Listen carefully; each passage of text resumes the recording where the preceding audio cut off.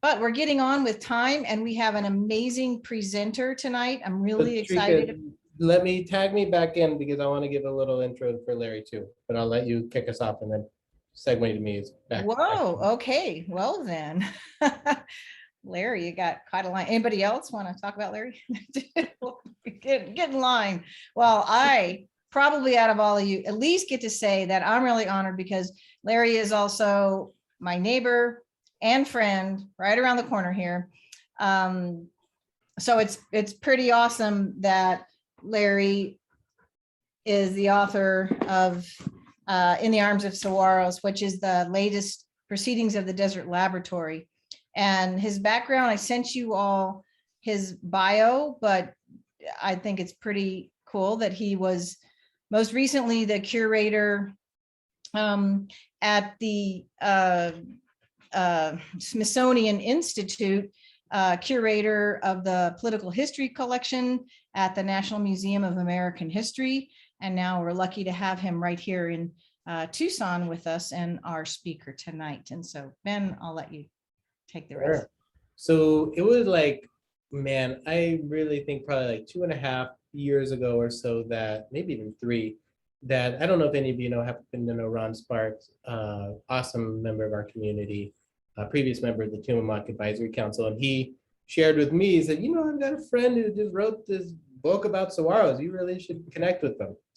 And I filed it away and like, yeah, it sounds cool. And ended up getting reconnected to Larry through a mutual friend, Jem Cook, the director of the Western National Parks Association. And Larry presented to me this full manuscript with, I don't know how many hundreds of footnotes, incredibly detailed, that traces the story of how the saguaro became the icon of the West, really starting with the co-occurring development of the modern communities of Tucson and Phoenix. And it just fits this niche really, and so much has been written about this world, but certainly hasn't been written about from this perspective. And as Trika said, Larry comes at this from a curator's perspective. And what was so fun working with Larry in this project was that he starts with the images and then tells the story from there.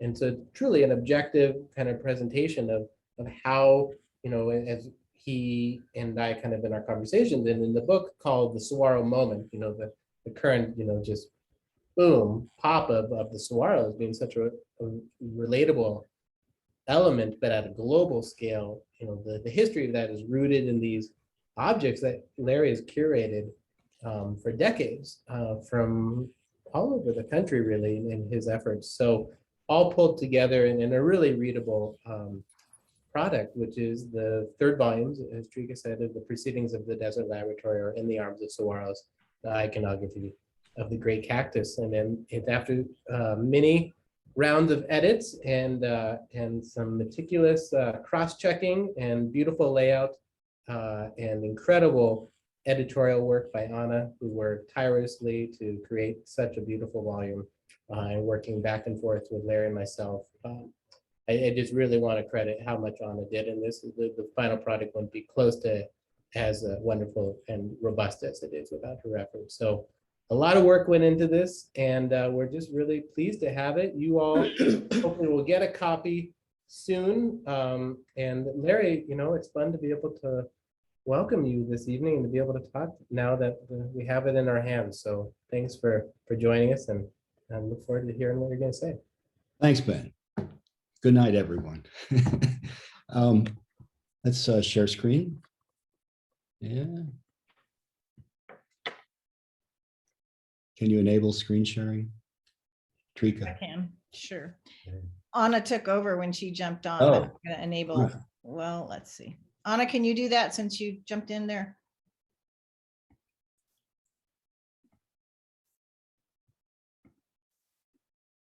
Ooh, okay. Share screen. There we go. Got it? Okay. Share. There we go. Play from start. There we go. Okay. First, I'd like to thank Ben, who believed in this project, that you could you can make a cultural history of the Saguaro writ large as a symbol. And also Anna for her editorial discretion and style that you'll see like throughout on every page in the large graphic format that's been established for the proceedings, which in my experience is really quite exceptional, especially for an academic work. But it's also tonight, you, the stewards of the Hill, and this talk is for you. So what I'm going to talk about is how the Saguaro became the thing that you think about when you think about the American West. And by iconography, I mean strong defining images, memorable associations. And these come from drawings, prints, photographs, but they can also be just the impressions that you've picked up that are accumulating in your head forever and that you add to anytime, anywhere, even from verbal information. But the time frame begins with the botanical explorers of the mid-19th century, right through to the travel and tourism boosters of the mid to late 20th century. And as Ben said, the method here is from the photo or the object out. And though the talk is historical, the method of selecting and choosing is closer to art or to an exhibit, which always begins with something interesting to look at and think about that, as one of my friends used to say, kicks your brain into gear. So my story begins with this particular magazine, and this magazine cover that I found in a used bookstore in Washington, D.C. after I returned, home from a graduate education in Tucson. So I found this, and I wasn't expecting to find it. I wasn't looking for it. But the date of the magazine, actually, this is the actual magazine. See, it's got the nice coffee stain on it. And the one on your screen is like a cleaned up version. But it's completely black and white. And it's a kind of an annual survey of the state with some guest ranch advertising. And I know that the photographer now is Tucson's own Ray Manley, who was just then starting out in his professional life as a guest ranch photographer.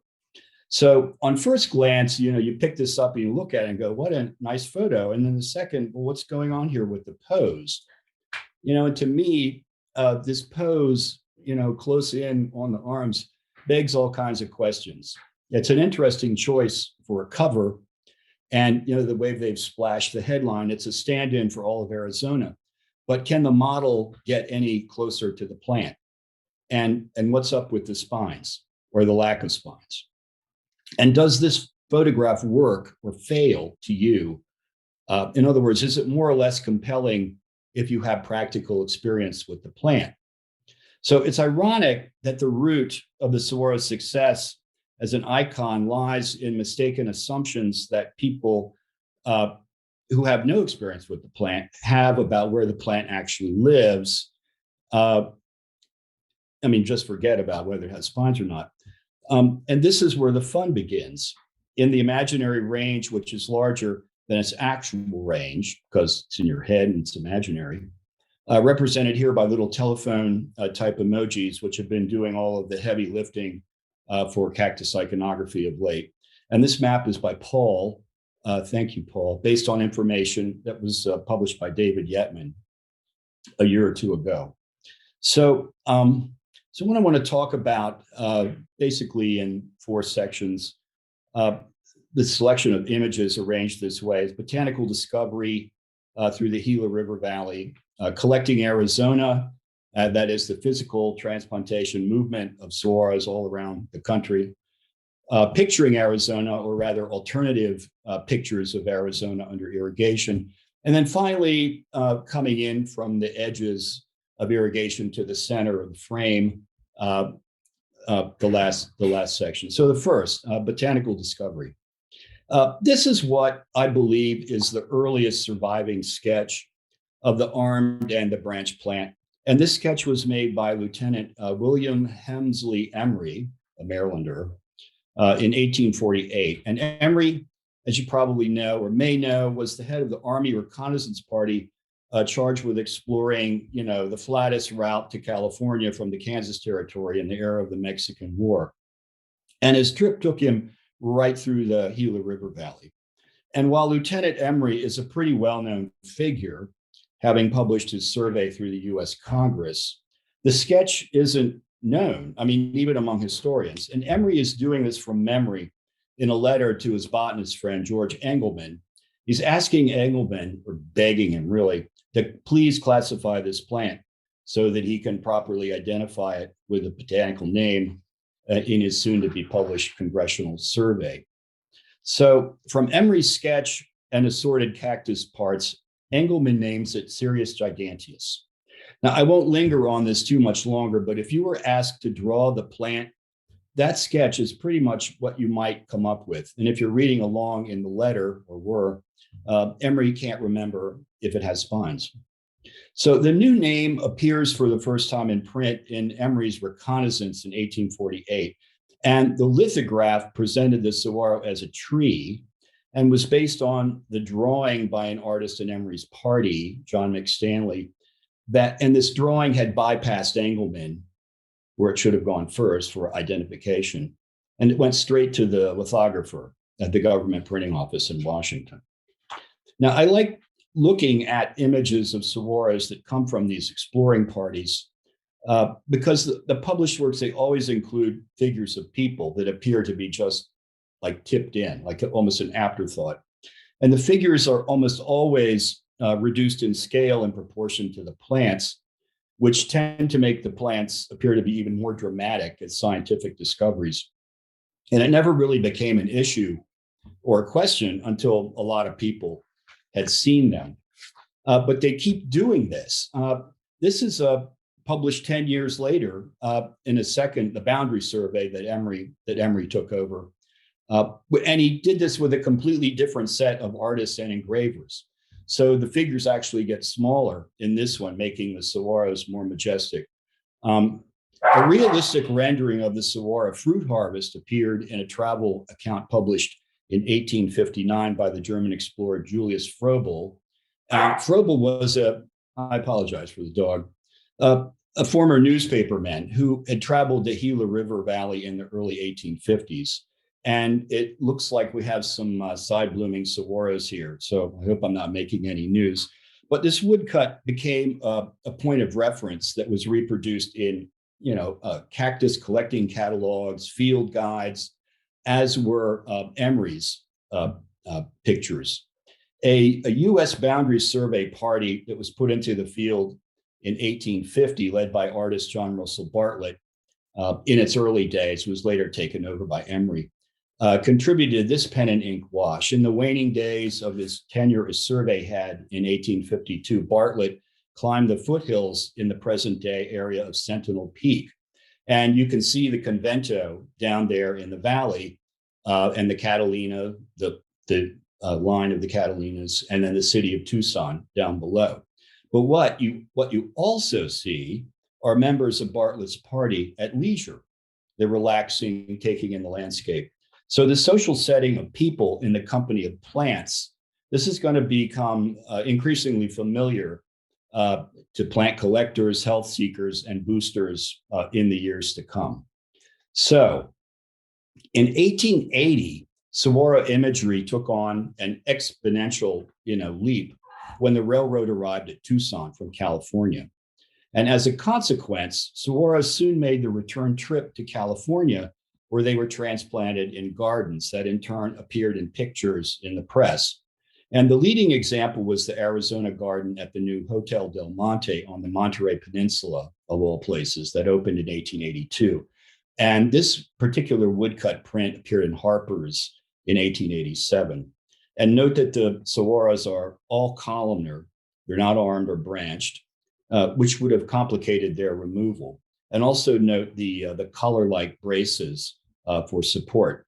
And as you perhaps know, it's quite possible for a saguaro to cheat death and bloom for years in or out of the ground. This particular garden was funded by the Southern Pacific's Chester Crocker, and the succulent collecting party he put into the field just for this particular project was assigned a locomotive and several boxcars. The party included a crew of 8 men and 6 teams of horses. And this proved really popular. And a second Arizona garden was soon created for Crocker's Southern Pacific partner, Leland Stanford, at Stanford. The Southern Pacific's demonstrated capacity for the movement of large trophy specimens contributed to displays at their passenger stations from Los Angeles to San Antonio. And this is important because out of habitat ambiguity is being built a passenger and a postcard at a time about the Saguaro's place, which is now here along a well-traveled and highly visible rail line, and suggests to me at least how it became a fixture in the West of popular imagination. For example, the sender of this card, who apparently came from Ohio and perhaps traveled no farther than Texas, wrote, "This is the picture of the depot at which I arrived in coming to San Antonio, and the cactus was brought here from New Mexico, and as you can see, is a giant. Now, even though the plants lingered before failing, the pictures remained in circulation for years." And I just want to go like off on a siding here for a minute and say that the dimensions of this are Barnum-esque.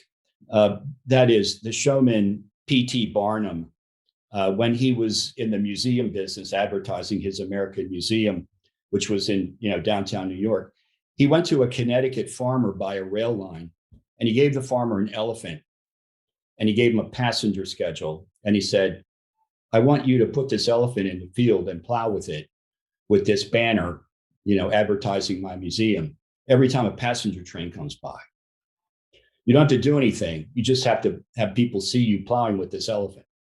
And so the bit really worked well, and it publicized the museum. But Barnum had to stop it because people actually believed that you could farm with elephants. And so that's kind of like what we're looking at here when you see these trackside saguaros. So think of that elephant as a kind of a saguaro moment. Passengers see it out of habitat and believe that that's the habitat. I mean, who are you going to believe? Me or your lying eyes? And this phenomenon was particularly, not the elephant, the saguaro, took hold in California, where there was, and continues to be, a kind of a playful conceit that things grow large in California. See, it says it right along the edge there. Now, I hope that you can tell that this is a postcard, and it's a complete fabrication. It's a collage, a paste up. It's tipped in, and it's in a category of its own among collectors. It's called a tall tale postcard. Nevertheless, by the 1880s, many individuals had taken up cactus collecting, some personally venturing off into the field, while others traded in the simple pleasures of a small succulent garden, or perhaps a pot on an apartment windowsill. A Philadelphia nurseryman, Albert Blank, advertised cactus collecting as a democratic, small d, hobby for all. Blank offered Sirius giganteus. He described it as the king of the cactus family, beginning at 6 inches for $1.50 to 6 feet for $50. The Baltimore Cactus Society, and what I like about this is I can use the pointer. Yeah, this little set piece here in the center of the ad. Can see it here. This is in Baltimore, where the Baltimore Cactus Society, which organized in 1889, by the early 90s, they maintained an outdoor exhibit of their collection in a city park. And society members lent plants for the summer and retrieved them in the fall. The display featured rockwork parterres radiating from a central saguaro and was covered and uncovered to protect it from rain. So you have Baltimore, Philadelphia. In St. Louis, Shaw's garden, Henry Shaw turned his private estate into a public garden that continued after his death in 1898 as a leader in botanical research and Victorian display values. And I love this, these two columnar saguaros this is the entrance to the garden, the portico, in a formal arrangement that you would think was worthy of Versailles.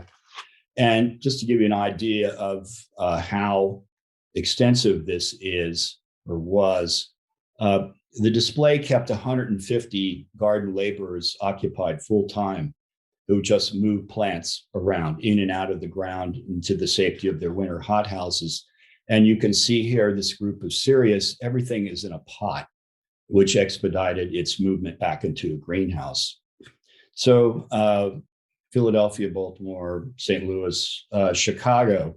This is the first photograph of a fully armed transplanted saguaro that I know of. And here it is at the Chicago World's Fair, which was the World's Columbian Exposition of 1893. And this is the seminal fair of architect Daniel Burnham and White City fame. And this plant and all of the saguaros that appeared at the fair were excavated near Tucson and transported to the fairgrounds courtesy of the Southern Pacific. It was Tucson theater owner William Reed who arranged for the collection to be gathered and sent to Chicago. And I have a couple of these wonderful cyanotypes that give you another view of the same building. This is the garden that's been built out from it. And the corner there is that columnar one there. And from the same corner, stereo view, hand tinted, that's simply described as the Great Cactus. So meanwhile, over at the fair's territorial building, the display featured a crestate saguaro, again with its brace. And while you can again note the brace and wish that one had been available for the one closest to the building, it's kind of leaning away from it. What interests me is the way in which you see visitors posing with these plants.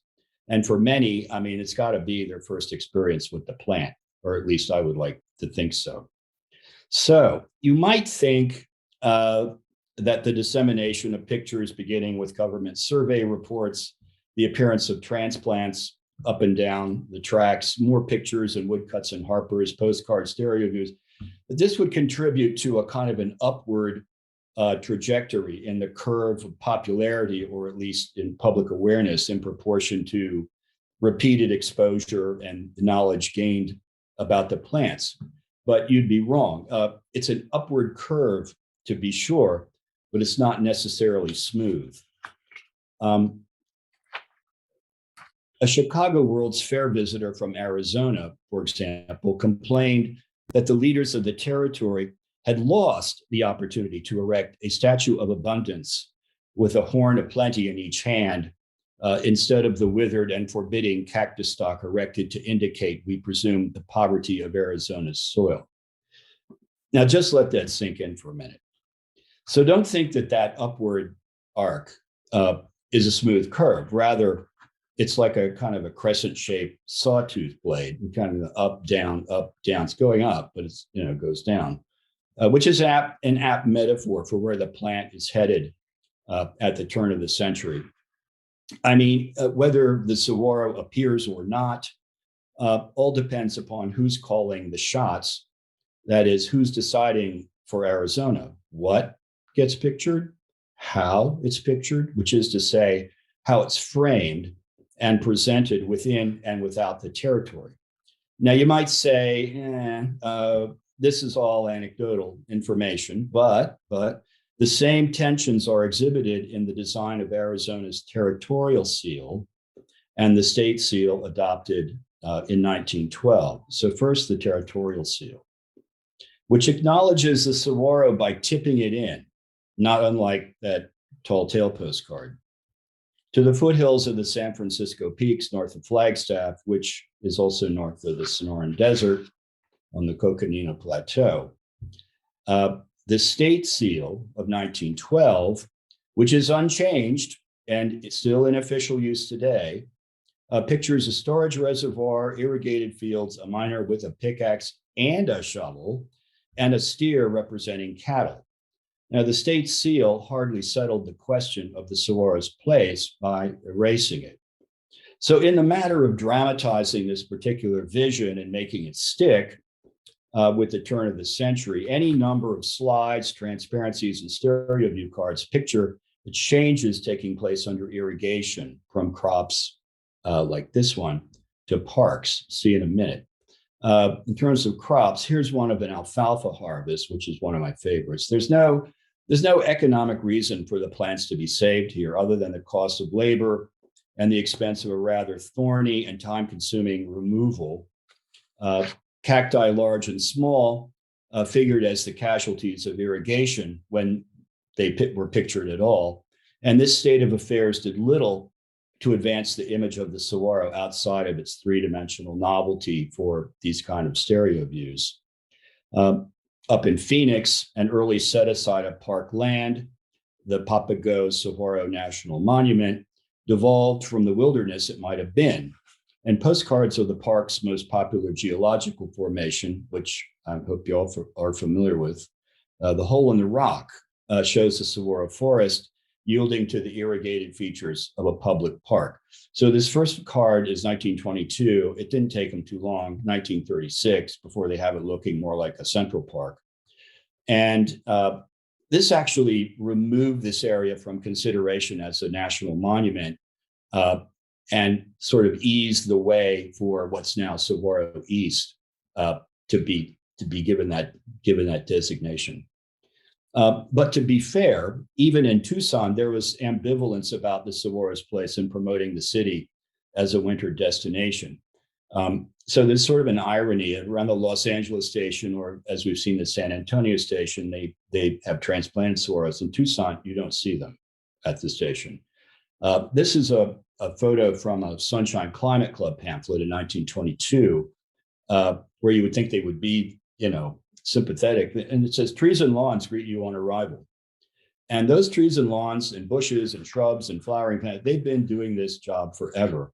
And it's a constant right down, to the present day. So I want to shift now, talk a little bit about the Desert Laboratory. This is this wonderful scrapbook in the collection of the Arizona Historical Society here in town. This was Daniel Mcdougall's scrapbook, and it's in his manuscript collection there.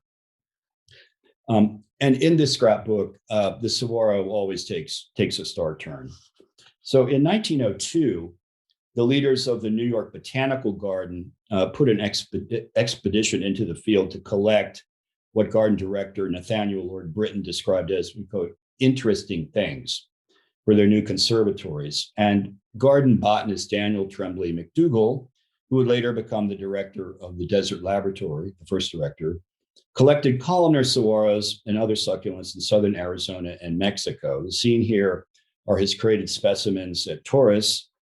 And Mcdougall returned to southern Arizona the following year in 1903, this time to collect, but also mainly to scout locations for a desert laboratory for plant study, underwritten by garden board member Andrew Carnegie. And Mcdougall used this second opportunity to collect another accession of plants that were created at Taurus, but found that they had been damaged in transit upon his return to New York. And though it's hard to imagine where the Carnegie Institution might have more profitably located a laboratory for desert plant study, the contribution of the Tucson Chamber of Commerce proved decisive. And the chamber offered a semi-remote 40-acre tract of stone land on Tumamoc Hill above the Santa Cruz River. And this is near the area that John Russell Bartlett sketched out in 1852. A photograph taken by resident investigator William Austin Cannon to document the property shows a fruit harvest pole that Cannon found on the site, presumably left for the season. And as the caption states, he repurposed the pole as a corner boundary marker and took its picture. So in addition to the discovery of the pole, Cannon alerted Mcdougall to the existence of what Cannon described as the ruins of an Indian village littered with potsherds, and promised to send photos at a later date. And it's not known if he ever did. And I don't think he did. If he did, the photos are nowhere to be found. They're certainly not tipped into a scrapbook. So citing the new building among the plants was of great importance to Mcdougall. At the outset of construction, he cautioned Cannon to preserve them, especially those closest to the building. And this has been constant ever since. And you can see the little lattice work. It looks like a sunshade kind of device over the greenhouse there in the corner.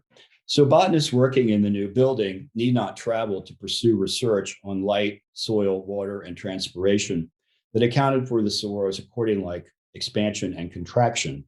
This engaging work portrait of botanist Effie Southworth Spalding has since become a touchstone in the history of science. You've all seen it. But in its first use as an illustration in her study of plant water balance that she co-authored with Mcdougall in 1910, it didn't show her, it showed her hand in detail with the calipers. Near the end of its administrative existence in 1936, the Desert Laboratory mounted a traveling display of native plants seen here at the Carnegie Institution's Washington, D.C. headquarters. Overseen by Laboratory Director Forrest Shreve, the exhibit entitled Types of Plants of the Sonoran Desert featured a habitat map flanked by a columnar saguaro, a boojum tree, getting sort of equal time, which was most closely associated with the laboratory's Godfrey Sykes, agaves and other specimens in galvanized containers with ribbons, and that's Shreve pointing to the map. So this is the part of the talk where there are no pictures to speak of, neither plants nor people and plants. But it's the story of Andrew Carnegie's visit to Tumamoc Hill, where in all likelihood he would have posed with saguaros, but he didn't.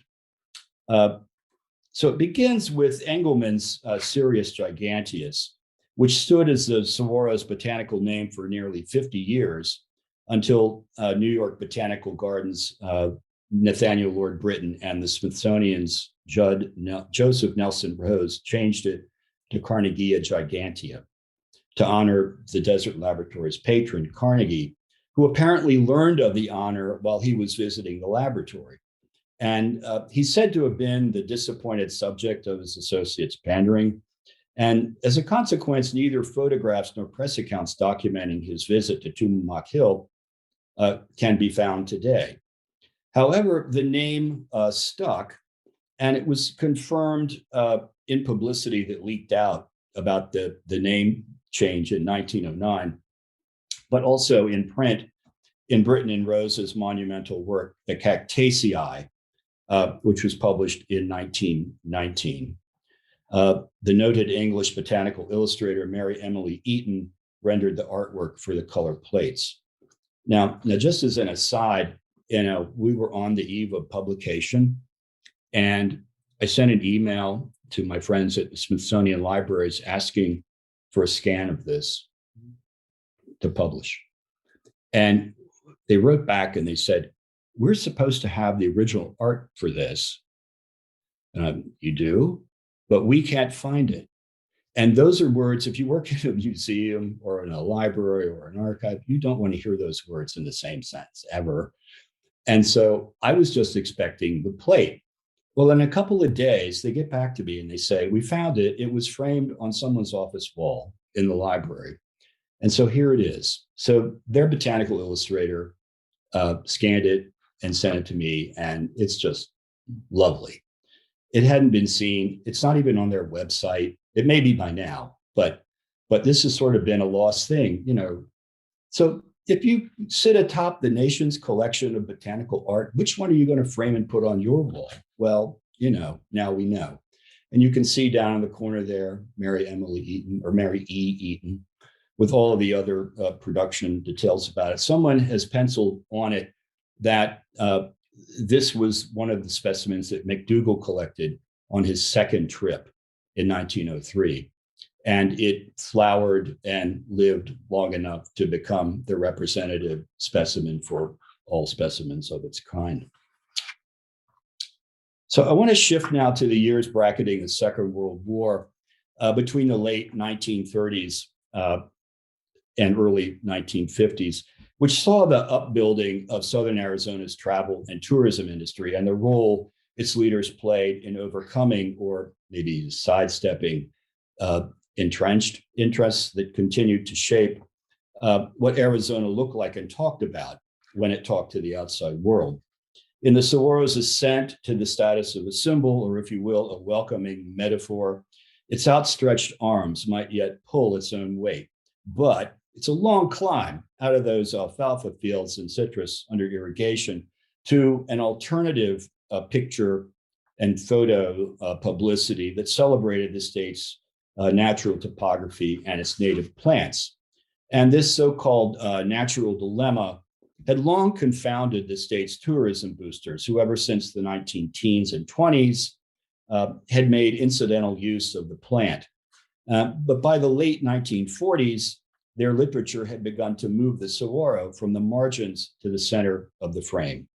So just follow this. If you were faced with the dilemma of how or whether to use native plants in your promotional materials when you're talking about irrigation, many institutions from cities to passenger railroads deployed the malleable arts of commercial illustration to reframe the destination. So you might put an orange tree on the front, but you would put a saguaro on the back of the fold of the brochure. So you see how this works. The fold is down the middle.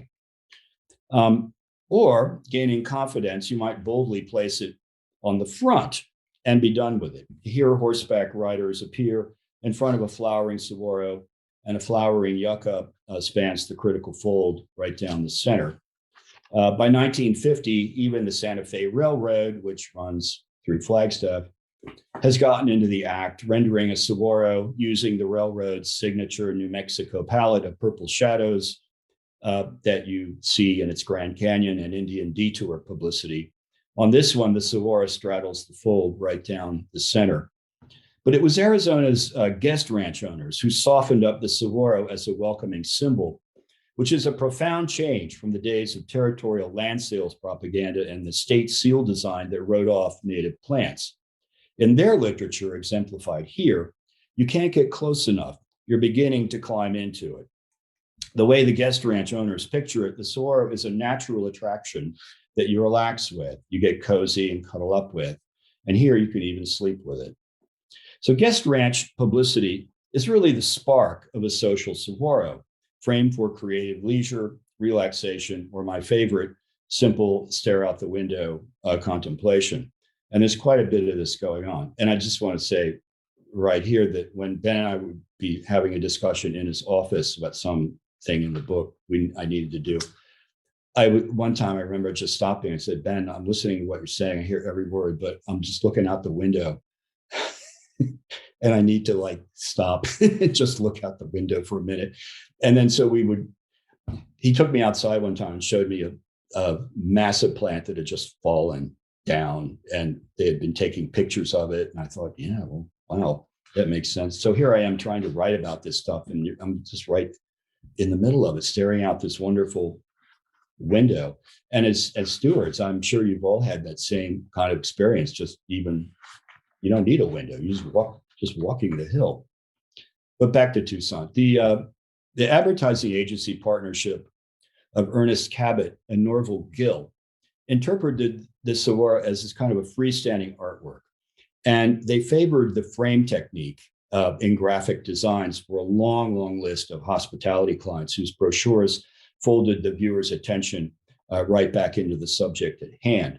And their logo exemplified the technique, which pictured an artist holding a framed saguaro picture at arm's length, comparing it to the full-size plant itself in frame. And the firm's artwork deployed window frames to similar effect. And I want to show you one of them. For Tucson's Lazy K Guest Ranch, Cabot Gill created brochures whose largest graphic element was the picture window in the ranch's main lounge. And over the years, pictured in successive brochures, the room's furnishings changed along with the ranch's owners who became older.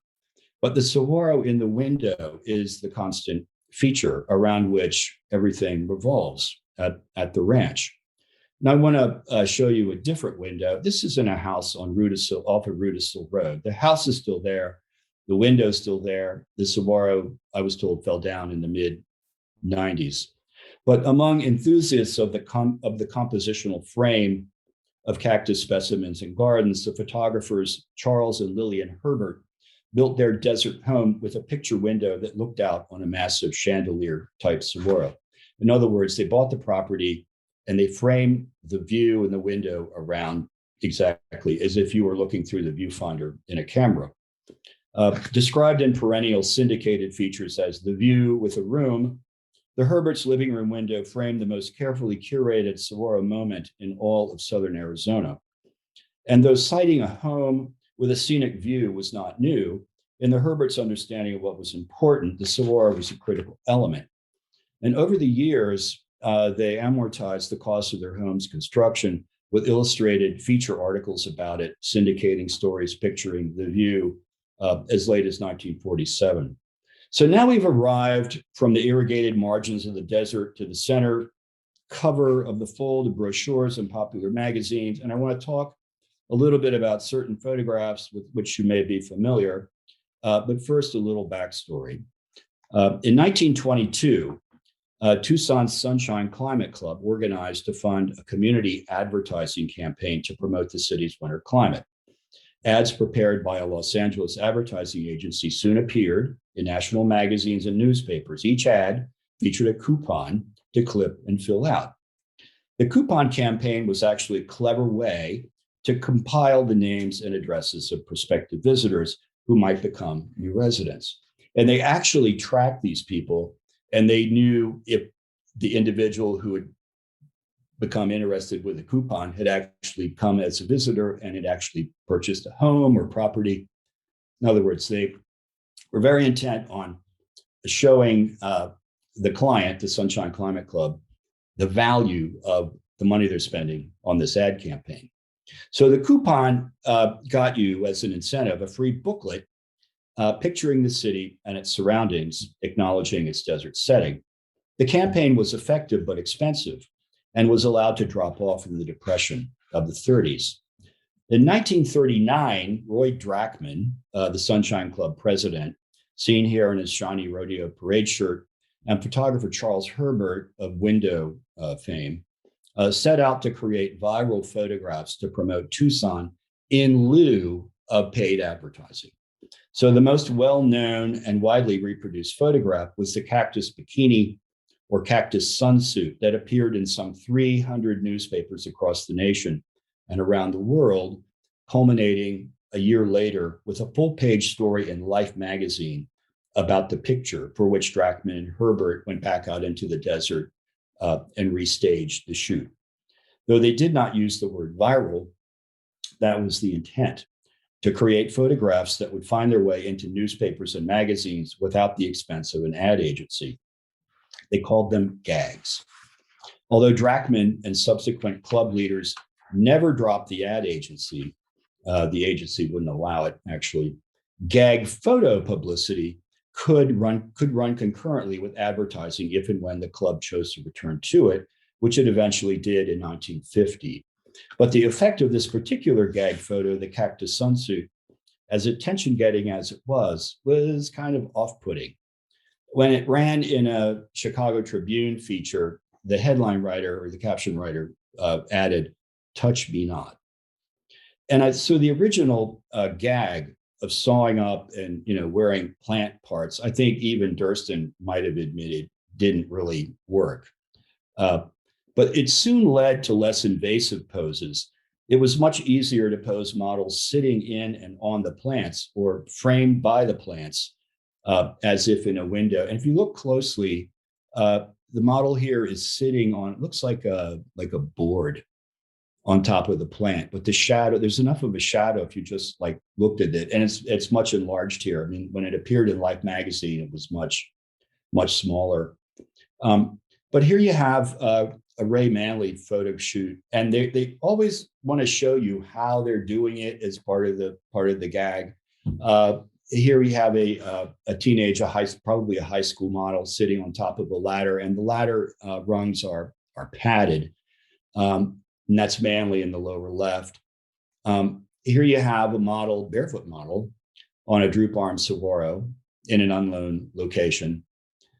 Here we have a model sitting posed on a saguaro in an unknown location.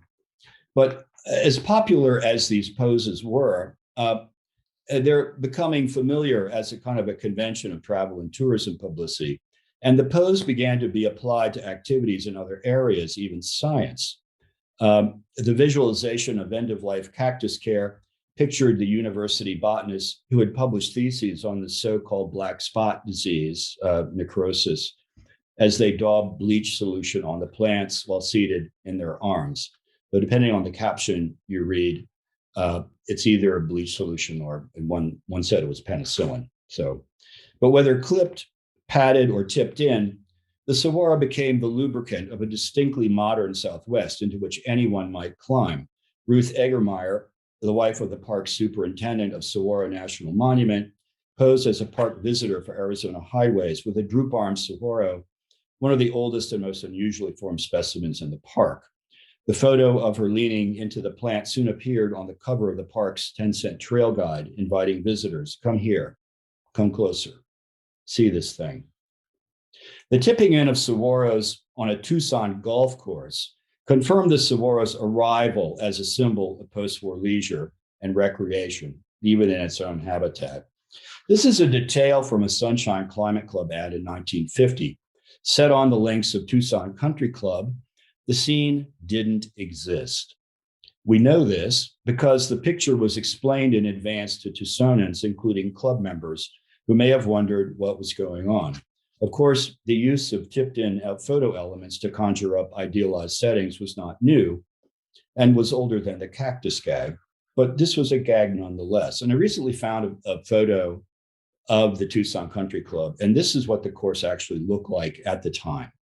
Okay, now those are not the same people. Those are just people, players, or maybe they are the same people. But this is what they tipped in saguaros over oak trees, which is kind of a revolution. For the celebration of the golden anniversary of Arizona statehood and the centennial of the founding of the territory, 1962-63, the design of a commemorative seal embraced the saguaro front and center and was evenly divided with the Grand Canyon, inverting the usual north-south orientation. And though the statewide commemoration was officially sanctioned, the seal was the public-spirited contribution of an artist in the telephone directory department at Mountain Bell. In other words, the woman designed covers for telephone books. And this is what she designed for the cover of that year's Mountain Bell. And it just jettisons the extractive iconography of the state seal altogether. You just walk right away from it. So not to be outdone, the State Highway Department's 1962 roadmap featured a golden anniversary saguaro accompanied by gleaming chunks of gold beckoning in the sun, just kind of lying around without a miner in sight. A suggestion, if one were needed, of the highly imaginative saguaro habitat, again, it's in your head, that was unspooling or about to unspool along the nation's highways. The largest specimen of its kind took root in Saugus, Massachusetts, a suburb of Boston, out on Route 128, seen here in an undated photograph by the great roadside photographer John Margolis. In looking at the roadside saguaro, it seems that the farther you get from its actual habitat, the more liberties may be taken in modeling the plant. In this case, the outsized scale necessary to support a giant sign that can be read at a distance. And just to give you an idea of the scale of this thing, I recently visited it and took this picture of its trunk. And the thing is still there. And everything around it has been repurposed. I think that's like a Dunkin' Donuts or something. There is a restaurant, but it's just a shadow of its former self. So while we may never be able to plot a direct connection between the publicity attending the celebration of Arizona's territorial and state semi-centennial in 1962-63, the dates of the motels and restaurants that chose saguaro theming will always be highly suggestive. But what's not in question is the power of saguaro iconography to conjure up, to boil down, and distill the West into a single moment like this one. The owners of a roadside motel or restaurant often appear in the cards that they commission and that they freely give away as part of their advertising. And it's likely them seated there on the lower right outside, contemplating their saguaro, sitting around, whiling away the afternoon like a bunch of latter-day John Russell Bartletts, only this time in the suburbs of Denver, Colorado. And it's likely that that's their Cadillac too. Meanwhile, down in Tucson, the social saguaro was heightened with horseback rides, cowboys, Western wear covered wagons, barbecues, bathing suits, swimming pools, often in the same frame. This is a postcard photo by the master of the aforementioned Ray Manley. In Manley's oeuvre, there were two variations on the theme: the daytime horseback ride and pool party, and the nighttime campfire.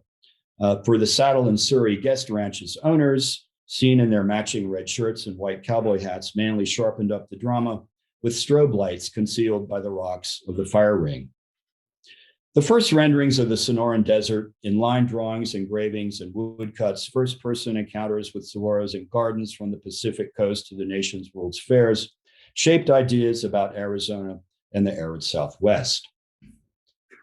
Growing an imaginative and far-flung commercial range with a robust tourist trade after the Second World War, the saguaro became an iconic presence that framed the desert for fun in the sun, social engagement, and leisurely consumption. At this point, completing the picture, like the coupon, required little imagination. Saguaro iconography is nothing if not an expression of a human relationship with a plant. Looking back on pictures of people posed with the saguaro, we can see and imagine our most playful and curious selves. We express ourselves.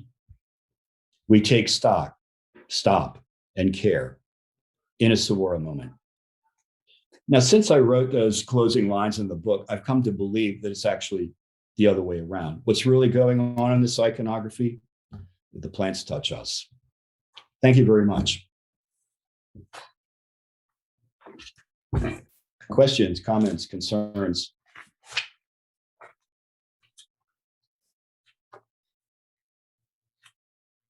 So Larry, I didn't even at the beginning express to everyone to hold their comments to now, but Is there chat? it was pretty obvious that there was not chat questions, but now's the time. If anybody has any questions or comments, I have one to start. Sure. That even when I was looking through the book, I had this question and you reignited it. So do you know anything of the fate of some of those saguaros that were in those gardens, like in Missouri, et cetera? Did they ultimately survive, or do you know anything about their fate over time? They probably survived a couple of years, and then they would make a decision about whether they would replace them or not for another couple of years. But they never really. You don't really even read accounts of their movements unless there's an accident or something tragic happens. No, it's unknown. But when I do know the movement of the plants to Chicago for the World's Fair, there were plants that they excavated in Tucson around, by the tracks that were left over, and some of those made their way to the campus cactus garden of Toomey. So that would have been, I think that was started in 1891. So the excavation of those plants was 1893. So some of them went there. And then there were people, there was talk among the club people, collectors, in Baltimore, that they're trying to see if they can acquire, specimens from the fair. But most of those specimens went to, there was a new conservatory built at Pittsburgh, the Phipps Garden. And I think they cut a deal for all of what could be transported to Pittsburgh was put indoors in a conservatory in Pittsburgh. But you never see that armed, massive, saguaro again. I'm sure they just whatever, got rid of it. I don't think they attempted to, or maybe they did, but you don't see it in subsequent photographs, is what I'm saying. Oh, amazing. So there are several messages in the chat of, awesome presentation, thank you, etc. Other questions? Now's the time to ask any questions to Larry. I remember seeing the giant hilltop stakeout. Oh my gosh, Barbara, I was thinking the same thing. I remember seeing the giant Hilltop Steakhouse Saguaro sign.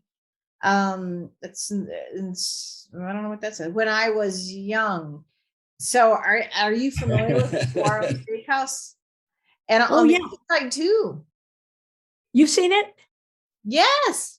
Cool. Yeah, we used to drive by it when I was a kid. Oops. Charlotte, you sweet young thing. Her too. Sorry, go ahead, Barbara.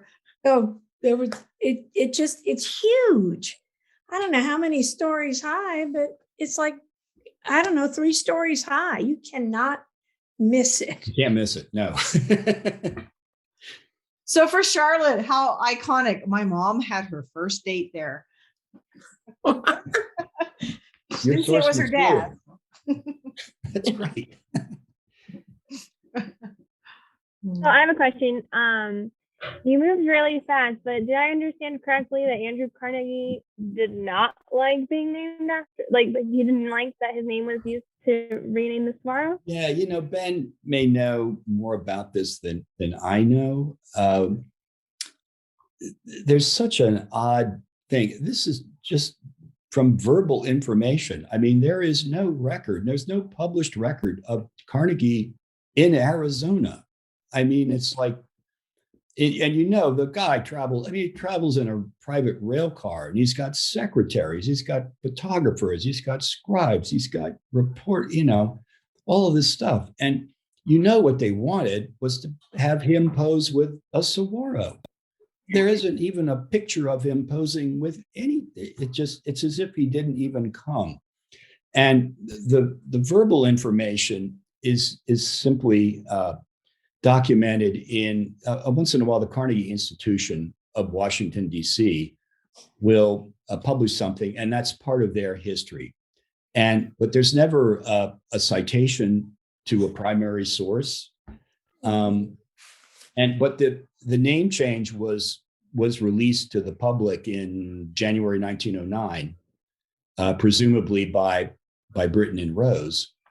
And it's just a straightforward account that the name has been changed, a Cactus for Carnegie, and it doesn't mention anything about him declining the honor or being upset at pandering. I mean, they renamed it in the hope of, winning more attention from him, and he did not reciprocate, never gave him another dime.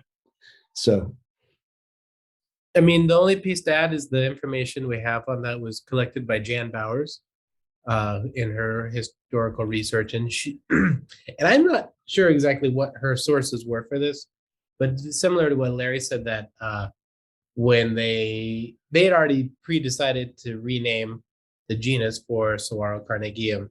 And upon his arrival, I think to their shock, instead of saying, "Oh my God, thank you, let's take the picture," I think he was really pissed that they were doing this pandering, and maybe it backfired so bad that it was like stripped from the record books. I don't know, but it is mysterious that it's I'm sure, like you're saying, Larry, those pictures have to be here somewhere. Something happened. It's an odd story, but the fact that Carnegie comes to the desert laboratory and it's not marked by any real explanation, history, or photos is hard. And with that, we have such a good documentary record of those years. It's a head scratcher. Yeah, I mean, you have pictures of everybody else that comes there. I mean, it's great, photo documentation. And I'm sure many of you may be aware there's actually a dark room that's still there. That little room in the back with the red window.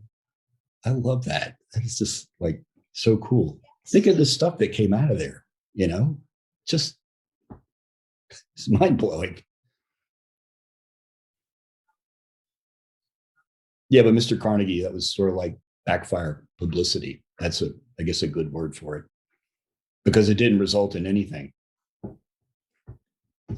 Which is kind of sad to hear, frankly. Yeah, and confusing as a historian, because you can't. Where's the story? Well, maybe maybe that's something still yet to unfold and be in. Yeah, Let us hope. There's a couple of interesting questions that popped up in the chat here. Oh, okay. One is, can you address the timing of saguaro images in films and cartoons? Oh, good. Yeah. Another way of looking at iconography is like getting on a slow moving train, you know. And I would, when I was working on this, I'd ask people like, where did you get your ideas about, the saguaro? And a friend of mine said, the Roadrunner cartoon. And I was like, oh, it's almost as if, you can tell. Well, I got my ideas from the Roadrunner cartoon too, but you can tell how old a person is by where they got on this slow moving, train, as you're picking up these images. And I actually tried to go there with that story, and I looked into Chuck Jones, the animator, the Warner Brothers animator who made the Roadrunner and the Coyote. And there's this great autobiography of his called Chuck Amuck.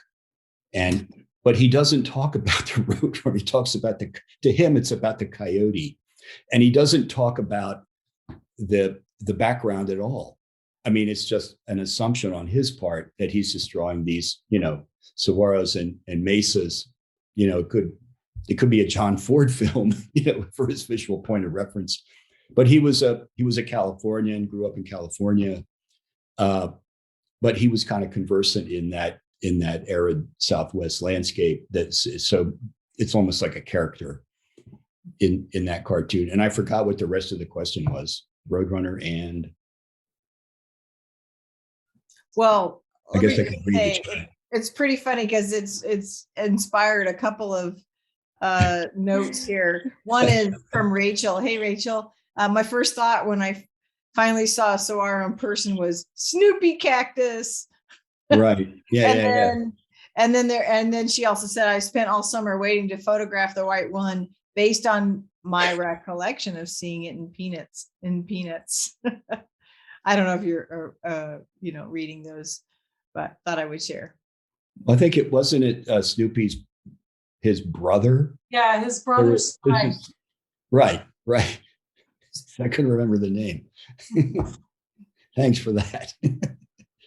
I wanted to say hi, Larry. My name is Genevieve, and fascinating talk today. But I am from Tucson. My mother was born here also, as well as her parents. So my family goes back about, I think it's 5 generations here in this area, from Tubac to Tucson. But I have a picture of my mother, probably 1930s. And she's standing in front of a huge, majestic saguaro. And I've always wondered, where that picture was taken. I can't really figure it out because it looks like there's a rock behind her. I don't think there's like. Oh, let's see this. It's kind of, if you can. Let's see. Can you see that? Yeah. Right.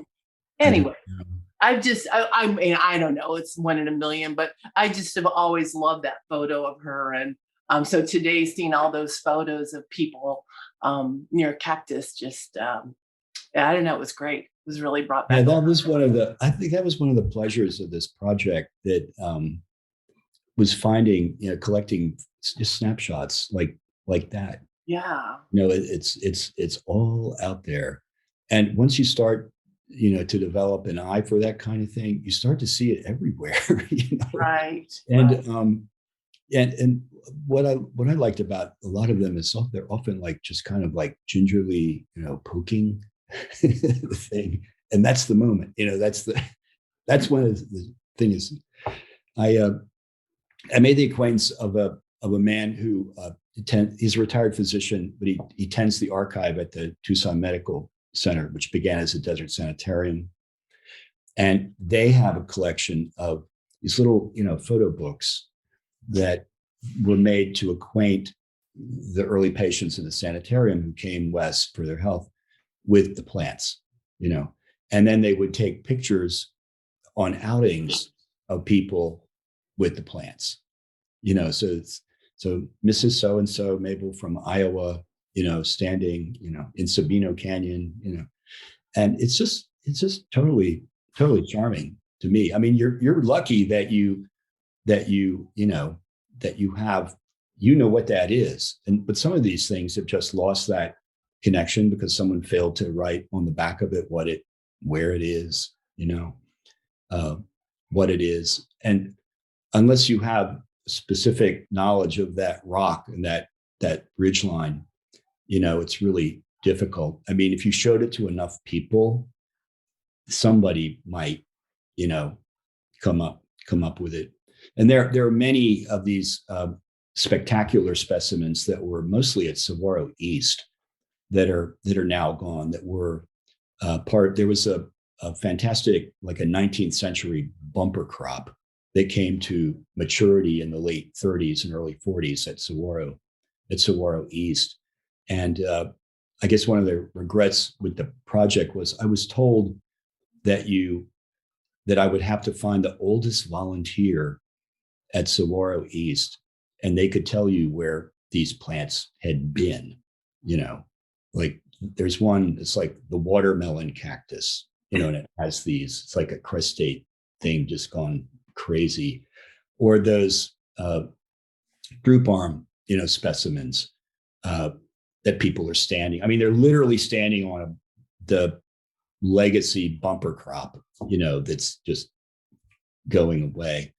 But that's one of my regrets, that I didn't, enlist the help of, people who actually had lived long enough to remember this kind of thing, before it just passes away. But that's sort of like the story of all my projects, like, why didn't I start this, 5 years earlier, 10 years earlier? It would have been a different project. But anyway.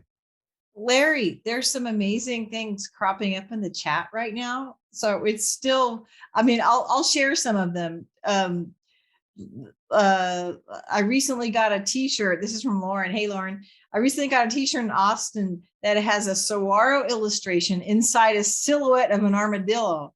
Incongruous. I was a little spiteful that Texas is appropriating our cacti. Yeah, kind of late in the program. I don't know if it was Ben or Anna, maybe somebody sent me, or maybe I dumbed into it. It was one of the reviewers, or anonymous reviewers, whoever you are. Thank you. So Mr. or Ms. Anonymous sent me an article entitled "Ain't No Saguaro in Texas." Like, get over it. They were seeing them on placemats and they were seeing them on maps. And this was particularly upsetting, because they have a great pride in keeping the state, Texas, like, this is what it is, it's not this over here. And I recently came across a book. It's just like this coffee table book. Where is it? Excuse me. It's called Santa Fe Design. Look at this. Santa Fe Design. Look at it's like, okay, here are the end papers. What? Yeah. Santa Fe. So, it just goes to show the habitat is an imaginary thing, and it's just like it's over here and it's up there and everywhere. So here's a couple of other chat I'm going to share with you, Larry. Charlotte, hey, Charlotte says there's also a giant, this is crazy, a giant saguaro statue in the middle of nowhere in Alberta. Really? Like Canada. Ooh. It says at a gas station called Cactus Corner. Oh, yeah. And then Maggie's sharing, she had a previous post about Snoopy, but then she's correcting it. Oh, it was Snoopy who fell in love with a coyote when he went to visit Spike, and they passed each other, but they didn't meet. Thomas, I'm going to have to click to download your screenshot. I wonder what that is. And then, hey, Steve, Larry, curious to know what story from your research you found most interesting, and if you have a favorite living specimen. Ooh. Favorite living specimen, if you go out to Saguaro West, you drive past the visitor center, and I believe it's maybe the first or second dirt road it's kind of a main road on the right that takes you, if you take it long enough, you'll end up back like on I-10. But if you get out, maybe about half a mile, there are some curved, droop arm specimens that are up about at eye height, and when they flower, it's just like magical. That's probably my favorite specimen. But they're not anomalies. I mean, there's other stuff that's just like it. That's all just around in this kind of a valley, going up the hill. And what was the first part of the question? Oh, favorite story. I don't know. I have a couple of them, but I think one comes to mind. I made the acquaintance of this woman, Jane Flickinger Whitmore, who was Catalina High School class of 1960. And she was a sunshine climate model. Mm-hmm. And from her, I got, that this was like the most wonderful experience that she had in her young life, riding in the rodeo parade, being on call to go out, photographer, model, this kind of thing. And her mother had saved all this stuff. And then there were other people that I was put in touch with from that same class who are here in Tucson. They would not talk to me. It was like, and I wondered, well, why would they talk to me? And they just didn't want to. It was just something they didn't want to talk about. And so it's this kind of, odd, dichotomy. I don't know what to write it off with, but it's always interesting to find the people that are in the photos. You want to know what they were thinking, at the time. You want to know how they arrived at this point, anyway.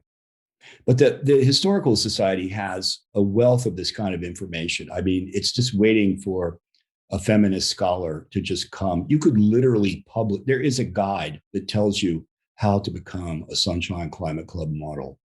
And it's everything wrong, with this.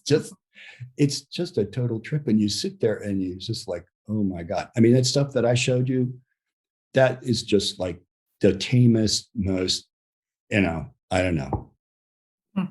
That was one of the first things that I talked about. I gave a talk for Modernism Week a couple of years ago, and it was about that pose, and we published much more about it than I'm glad it kind of just didn't want to load the book up with that stuff, but it was just, I don't know. It's still compelling. I mean, it's still doing its job, pulling you in and wondering what is this about? I mean, even right now, I'm watching all the comments in the chat. I don't know if you are as well, but it's still doing its job. It's still doing its job. All of us that have these stories. So Thomas just shared a picture. Okay, I'm going to just share it really quick, Thomas, just because I have the power. There you go. Love it. Yeah, right? we went for a hike that day. I probably took 5 or 6 different photos like this of all the funniest looking ones that I found. And that's your first day in Tucson? Yeah, my first day ever years ago when I was traveling here. I just thought it was so interesting how, well, not this one, but in general, they kind of just look like people. I just thought that was so fascinating. Awesome.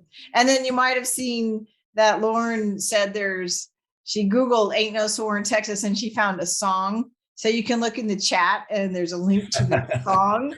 And then Maggie's posting that Rio Bravo, the Rio Grande was filmed in Tucson. They tried to hide the saguaros. Right. So yeah, still inspiring all of these, related and wonderful thoughts about we can say our, because we're here in Tucson and we got the saguaros. So any other questions? I always like to honor everyone's time, knowing that it's after 7 now. And I have one question. there we go. I'm thinking to Chairman Norris and how he talked about Tumamoc being such a special place. And I was wondering if in the book, are there any photographs or sketches that you can attribute to the Tohono O'odham or any Native American tribe?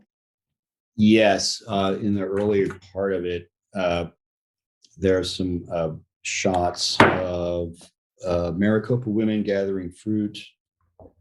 They're Edward Curtis images. And these are, pretty well known.